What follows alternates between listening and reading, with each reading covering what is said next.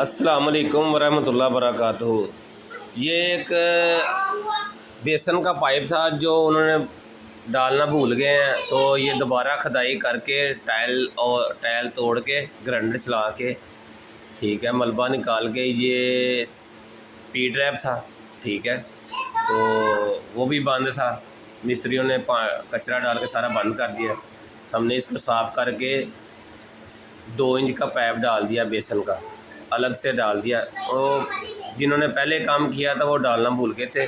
हमने ये देखे 2 इंच का पाइप डाल के एल्बो खड़ी कर दिया, ठीक है, और बहुत अच्छे से काम किया है।